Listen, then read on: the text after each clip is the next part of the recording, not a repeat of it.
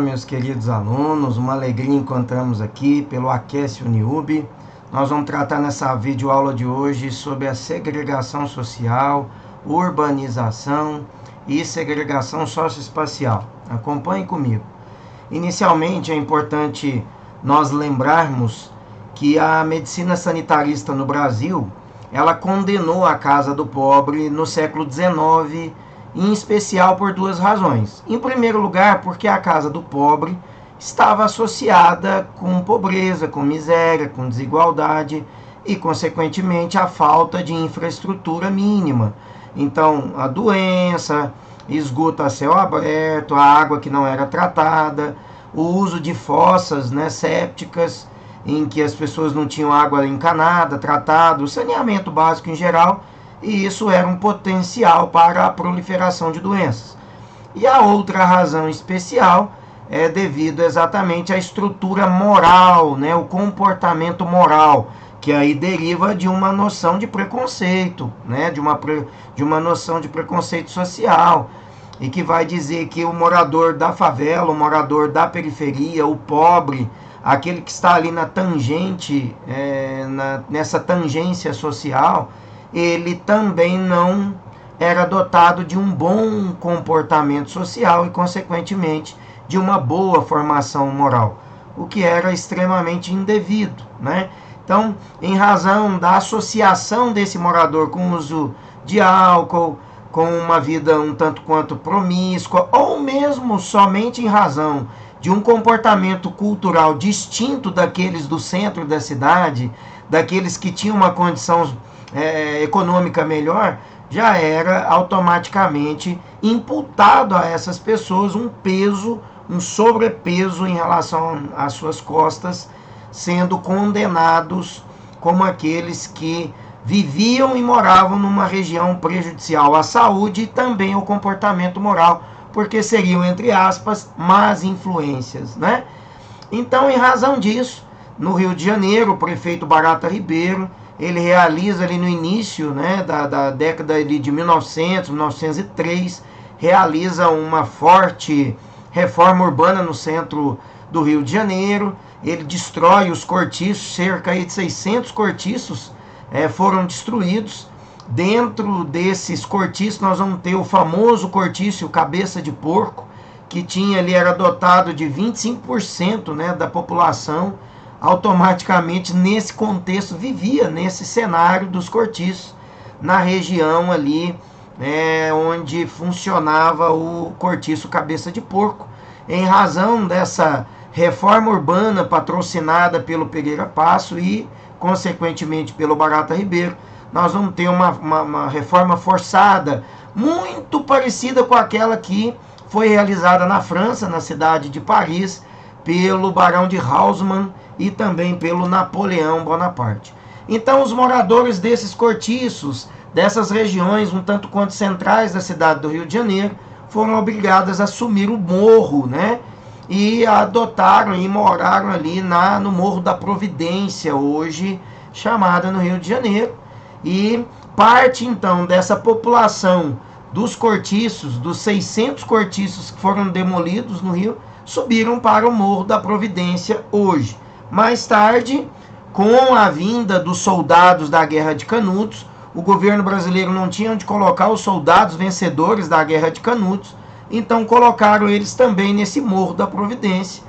E aí é que surge, então, a relação interessante com a questão da favela e o surgimento do termo favela dentro do processo histórico brasileiro. Então, esses soldados que lutaram na Guerra de Canudos, a última batalha em Canudos foi numa região chamada Monte Santo, na Bahia, e nessa região nós tínhamos ali uma proliferação de uma planta chamada favela, essa árvore aí, típica da caatinga brasileira, muito parecida com a seringueira, da família aí botânica das euforbiáceas, E essa planta chamada então favela, com 2 L's, como tinha abundância, os soldados de Canudos trouxeram mudas, dessa planta, dessa árvore, porque gostaram dela. Ela é sombria e tinha uma folhinha leguminosa, oleosa, trouxeram então para o Rio de Janeiro. Em razão deles terem sido colocados pelo governo brasileiro lá no Morro da Providência e plantaram essa plantinha, a favela, as pessoas então começaram a associar, como a gente até hoje fala, vou lá no Morro dos Estados Unidos, vou lá no Alto das Mercês, né, como se dizia no passado aqui em Uberaba. Então fala, eu vou lá no Morro da Favela. E em razão do Morro da Favela, por conta dessa planta, é que então passaram a associar a favela com o lugar da destruição em Monte Santo, na Bahia, né, extremamente destruído no final da guerra, mas a planta que foi plantada, né, que foi germinada ali no Morro da Providência, então associaram o Morro da Favela por conta da planta, mas o local de destruição associado com uma relação de desigualdade, uma relação desigual, falta de saneamento, desorganização social. Associar então a favela, planta, com um local de moradia também de más qualidades, em razão, né, do saneamento básico, em razão de serem mal organizados, em razão de não ter ali um planejamento urbano. Então, associou-se o termo favela com um local de moradia desigual, desorganizado, os morros, os barracos, as moradias encavaladas umas sobre as outras, e daí então surgiu o termo favela no Rio de Janeiro. Nós temos aí o famoso fruto da favela, vê que ele parece muito com a lobeira, que é mesmo uma plantinha do cerrado, chamada lobeira, porque os lobos gostam muito de comer o fruto da lobeira, e é exatamente muito parecido com o fruto da favela. Então está explicado por que nós aqui no Brasil criamos e cunhamos o termo favela. Tá certo, gente? Olha, a favela então tem os seus dogmas, né? Ela é descrita como um lugar de exclusão, de marginalidade, de segregação e de pobreza. O segundo dogma muito conhecido das favelas é a ideia de que ela aglomera uma série de problemas. Então a favela seria sinônimo de vazio. Vazio de tudo, né? Falta tudo, inclusive o caráter, né? Associando com aquela segunda característica que nós já dissemos no início da aula, que os moradores da favela tinham um desvio de conduta moral, o que surgiu por puro preconceito, né? E até hoje isso ainda permanece, né? E é um fato que a gente ainda precisa desmistificar. E o terceiro forte dogma da favela é a ideia de que a favela é uma unidade, uma coisa só, né? Uma ideia de homogeneidade, que tudo é igual. Então não percebem que a favela ela é heterogênea, ela tem diversidade cultural, diversidade de língua, comportamental. É um dos lugares onde a gente encontra o maior número de pessoas com variedades de atividades produtivas. É um lugar acolhedor. A favela é um lugar que dá exemplos de improvisação no controle de doenças, na maneira como lidam uns com os outros, como um cuida dos filhos do outro, dividem o mesmo espaço. Há muitas casas, né, dentro das comunidades hoje, que as pessoas precisam passar dentro da casa de um morador para chegar ao segundo andar, né, na laje em que as pessoas moram no segundo andar. Então a favela ela dá um show hoje de vivência, de solidariedade, de empatia, de cuidado uns com os outros, de responsabilidade, né, com o ambiente, com a comunidade, de vínculo, e portanto é extremamente indevido a ideia de generalizar que a favela é uma unidade homogênea, onde nada é válido, marcada por prejuízo, marcada por pessoas de caráter ruim. Isso são preconceitos desenvolvidos e que a gente precisa muito urgentemente desmistificar, tá certo, gente? E aí então nós vamos ver dentro do conteúdo de segregação a ideia de favelização, exatamente esse processo de favelização, com as construções de barracos indevidos, sem saneamento básico, né, desorganizados, sem um planejamento devido, né, as construções são irregulares, não autorizadas, né, às vezes, na grande maioria, em locais de risco, onde tem risco de desabamento, enchentes, né, a ausência de políticas públicas para esses espaços. Dentro do processo de favelização há também uma ausência de política pública, como saneamento, transporte adequado, creches, bibliotecas, escolas. Tudo isso existe dentro do processo de favelização, inclusive o próprio transporte dentro da favela acaba não tendo como, porque são ruelas muito estreitas, desorganizadas, não há um planejamento adequado e, portanto, é impossível que chegue carro na grande maioria desses lugares, chegue ônibus para atender o sistema de transporte, e isso tudo vai agravando os problemas da favelização.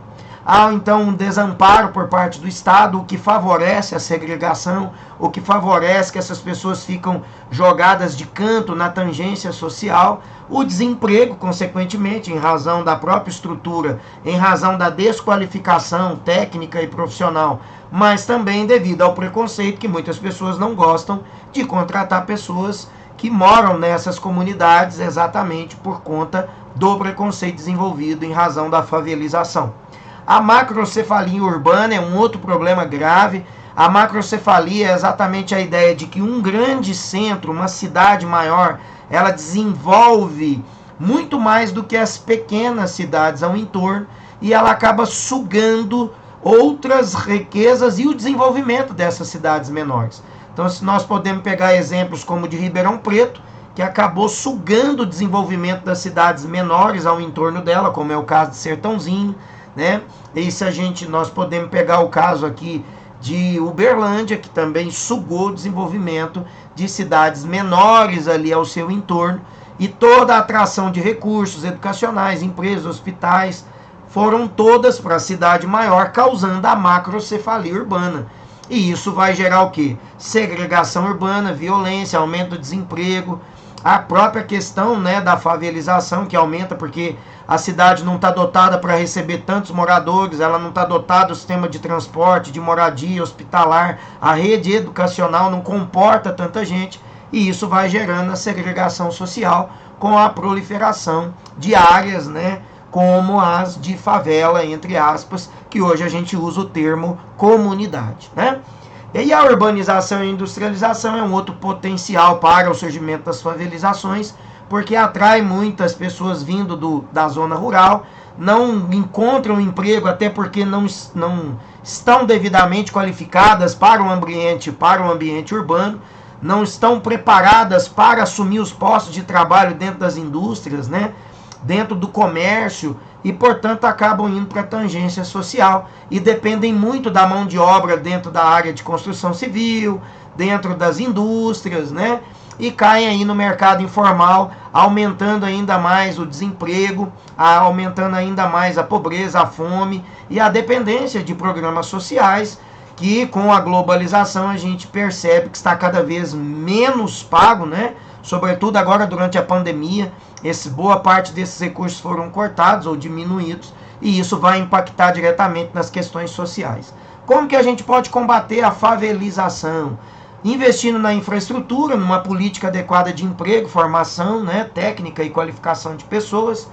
Educação é sempre uma grande chave para a resolução desses problemas, e a integração social, tá certo, gente? A segregação social e espacial, ela acontece como nessa foto aqui demonstra pra gente, vocês podem acompanhar aí comigo no slide. Você vê lá ao fundo, olha, a área urbanizada, adequada, arborizada, né, planejada, adequada, e aqui à frente as áreas periféricas em que há uma nítida separação. Um lugar desenvolvido, classe média alta, urbanizado, adequado, atendido por transporte, atendido ali por saneamento básico, uma condição adequada e digna de vida, enquanto que as áreas periféricas, que a gente chama, né, de favela, as comunidades, acabam sofrendo com essa segregação social em razão desses ambientes, em razão de faltar infraestrutura adequada para atender a construção, o espaço e todas as políticas públicas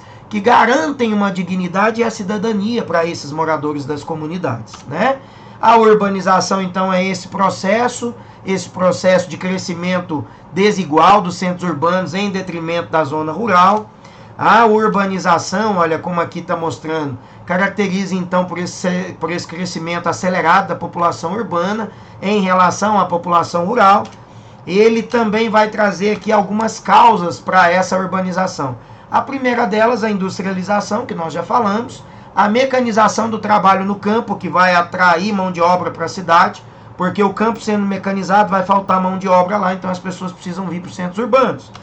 E as técnicas agrícolas arcaicas ultrapassadas e a necessidade de buscar educação, melhor qualidade de vida e tratamento de saúde atrai muitas pessoas para a zona urbana e, consequentemente, deriva daí o processo de urbanização.